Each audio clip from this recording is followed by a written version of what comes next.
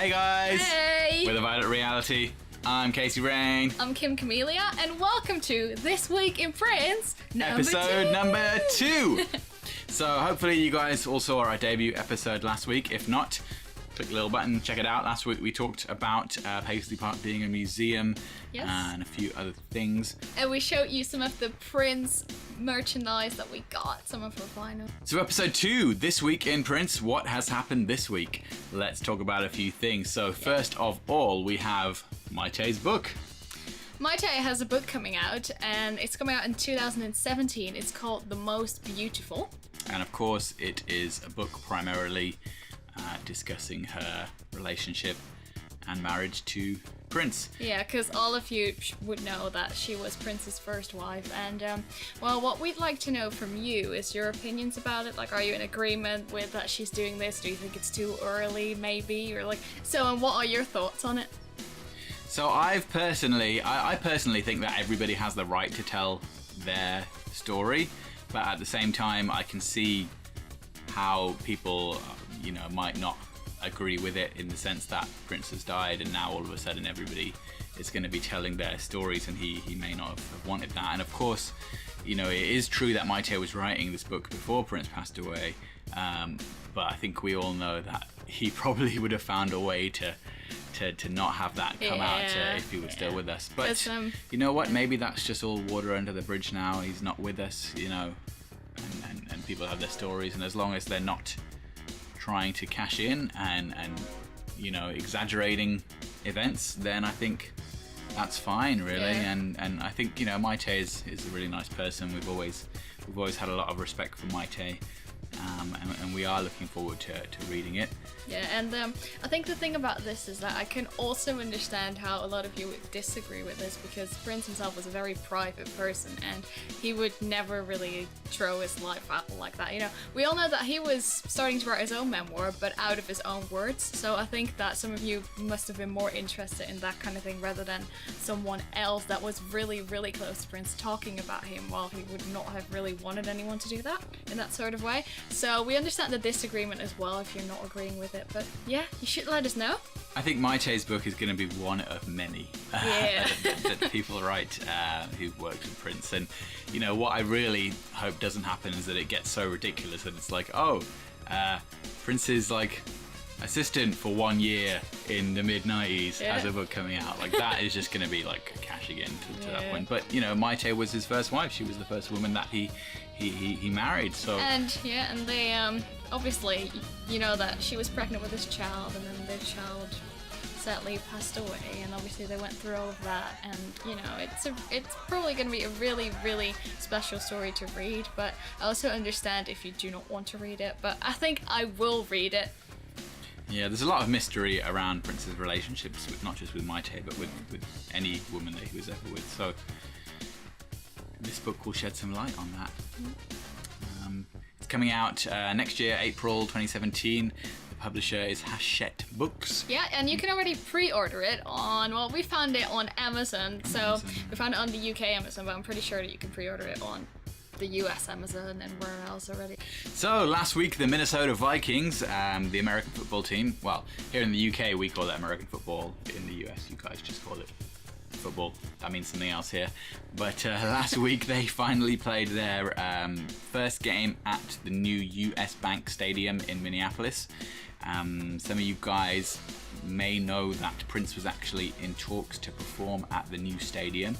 He was a lifelong Minnesota Vikings fan. Unfortunately, of course, he passed away before the stadium was completed. So for the Vikings' first game, which was against the Green Bay Packers, they did an amazing halftime tribute featuring members of the Steels, the Gospel Group, and the NPG. They're a beautiful, beautiful version of Purple Rain, and we'll post a link to it below in our description if you want to go check it out. But I think most of you must have seen it, but for the ones who didn't, you should click on the link. And I think Prince was definitely watching from wherever he is, because the first touchdown in the game was from a player called Rogers to a player called Nelson. So the first touchdown was Rogers Nelson. I mean, come on, if that's not a sign, then I don't know what is. Alright, so, and now the thing that all of us are really, really, really upset about. They're building a wall around Paisley Park. Yeah, so we've heard some rumours, and it is important to state at this time that these are just rumours. There's been no official news from anyone, but some rumours started circulating within the fan community that a wall is going to be built around Paisley Park. Right now, of course, there is the gate where everybody goes to leave tributes and whatnot, and they're saying that that's going to be torn down and replaced by a wall, which doesn't make any sense. No, it doesn't, because wouldn't you think that because Paisley Park is such a big thing in that whole little neighborhood that these people live in that live close to Paisley Park, it's like, how can you build a wall around something where so many people have worked on music and have done their rehearsals for things? Because it's a really big studio. It was not just where Prince was, but many artists have recorded there and shot video clips and things. Wouldn't you think that something like that should be still available to the public like that to see? I get that it's becoming this museum and stuff, and there's going to be a lot of staff there and all that stuff, but it's if people wanted to break in or whatever, then they would have done that while Prince was with us, and he didn't choose to build a wall around it. He didn't seem to think that was a necessary thing to do. So now that it's just going to be a museum, they want to build a wall. Why? And the other thing is that if they do build a wall around it, there's no opportunity for the fans to leave all of these lovely messages and notes and cuddly toys and whatnot anymore. And I think that is a really sad thing, because it's a beautiful, beautiful gesture that all of you do that still. That you still go out there to Paisley Park and leave these things even months after he passed away. Yeah. I get that Graceland Enterprises, or whatever they're called, the company that runs Elvis's Graceland, is now the same company that is going to be running Paisley Park. Yeah. But surely they would know that this isn't what fans would want. A big wall around Paisley Park. Paisley Park is not about that. It's not in the spirit of why it was built. Like Prince once said, Paisley Park is in your heart. But as we said before, it's not official. No, this may not happen. No. There's already petitions circulating to make sure that it doesn't happen.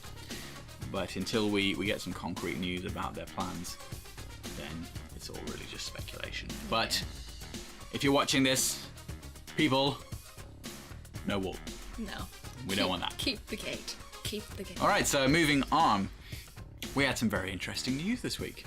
Yeah. We had some very interesting news. Mm-hmm.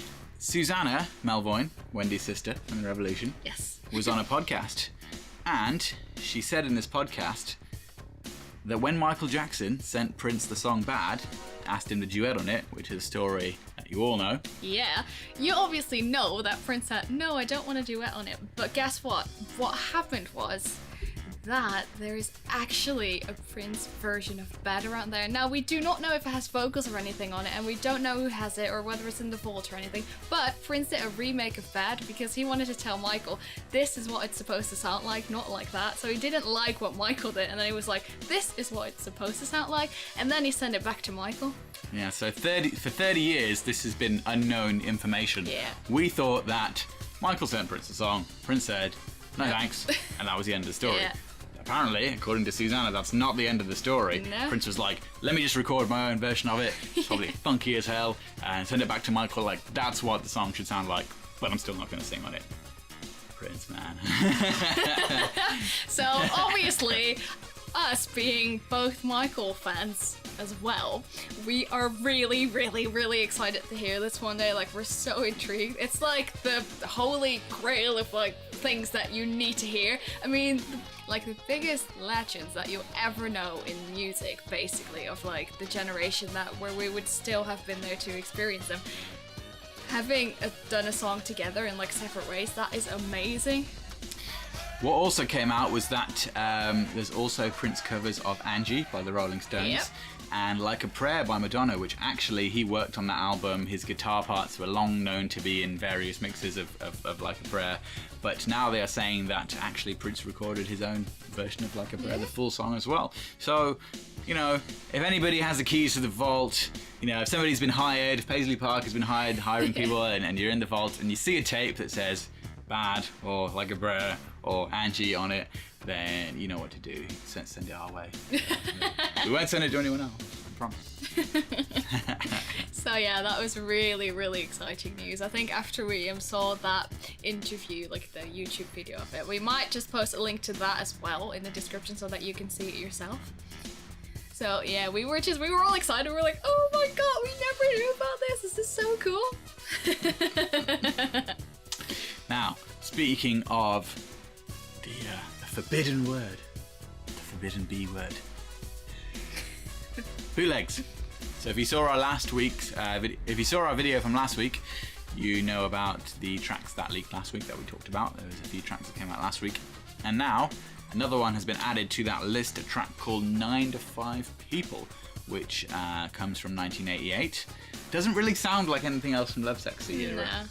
It's a pretty heavy rock song, lots of reverb, lots of heavy guitars, kind of a bit like Bambi, I suppose. No falsetto, but in terms of the heaviness of the guitar and the drums, sounds like a live take to me. It's pretty rad. Anyway, like we said, you cannot ask us for it. We don't know anything about it, obviously, so... There's also a bunch of soundboards recordings from the 90s that came out. So if you don't know what a soundboard is, it means that if an artist is playing a live performance, then a soundboard recording is what came out through the mixing desk. So not like a terrible audience recorded, somebody in the audience has got a microphone, it's like, hey, let me record this, and you can hear everybody talking, but actually everybody's microphones and instruments and amps going into the mixing desk, and somebody's made a recording from the mixing desk, so it's as good quality as you can possibly get. So some soundboard recordings from the 90s have come out. We have yet to listen to them ourselves, but there's always interesting stuff. Of course, Prince as a live performer is equally as fantastic as Prince as a studio artist, so there's always interesting things happening in the soundboard world, so we're going to be checking those out as well. And then, for the last part of this video, we kind of need to go out of the shop for a minute, don't we? Ooh. I don't know if you can see it from here, so we might have to grab it. Now, if you saw our first episode last week, then you know that the final part of every episode is... Prince merchandise we got this week! So what do we get this week? Well, we haven't really been to that many places this week. No. But we did get this. So we got a big Chaos and Disorder. Yeah, you might want to pan it. that, yeah. This is cool. A big Chaos and Disorder store display. It says Chaos and Disorder, the new album. Yes, and it's underneath it says, let me see that. I can't read it. Underneath it says CD/MC. Now, on first guess, I didn't know what MC meant because I'm quite young, and then I was like, It's tape. It's mini cassette. It means a tape. Tiny cassette. It means tape. So for all of you young people out there who don't know what MC means, it's not a rapper in this case. It's a tape. I love that ink plot symbol. So cool. Yeah. It only appeared on this album. It was the only album that had that. It would be so cool to get something like that as a tattoo or like on a shirt, where someone would make like art around it with like all these ink blotches and like paint splatters. It's so cool. Yeah, like everybody has the regular symbol. Yeah. I haven't seen anyone with a ink blot symbol tattoo. No. Or the one from the rave cover. Alright, so that wraps up this week's This Week in Prince. That was quite a sentence there. Episode 2. Did you enjoy it? Leave us a comment. Like, share, subscribe. We are the Violet Reality. Yeah. Signing out. See you next week.